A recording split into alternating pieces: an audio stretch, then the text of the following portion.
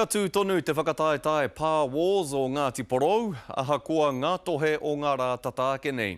I whakakore a te aitanga a Hauiti i tōna mana whakahaere i taua whakataetae, nā te mea kāre rātau i paku whakaai ki te tangata, i tohua e te runanga o Ngāti Porou hei tā huhuranga pūhou mo te runanga.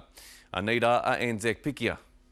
Kua rite noa atu te whānau arua taupare ki te tauwhiro i ngā pakanga hākinakina o Ngāti Porou.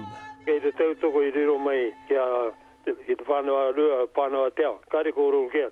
O tira hei te pōnei rātau hui ai ki toko maru ki te wānanga i tā rātau manaaki i ngā whakataetae. Hei tirohanga ma whānau o ngā marae, kei te tautoko, kei te haere tunu, te mahi nei. Kawena te wā hara mai ei ki te mātaki hea kāriro mō te mahi nei. I tōna tikanga kua tū kē ngā whakataetae ki roto o Uawa, Ioe nā ngā whakahea te mana whenua o te aitanga Hauiti ki te runanga o Ngāti Porou, kua kore etu ki reira. Ko tō rātau i whai whakaro ai, ki te tiki atu i tētahi rāwahu, e hari a Ngāti Porou, e hari i te Māori, hei kai whakahaere matu mo te runanga nui o Ngāti Porou.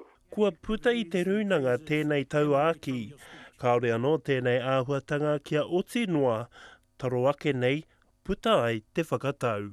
Me mea ka tiki natu kaore rāne e hara tērā i te kaupapa ko te mea ke i whai whakaro nui ki te whai atu i taua tangata.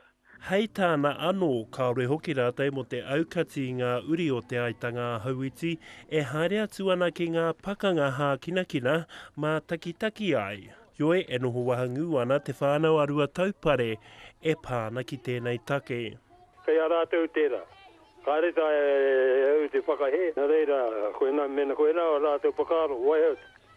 Koe nō tāku e teo toko ana ke e tunu ngā wawata o e te anō o ngā marae whānau hapu.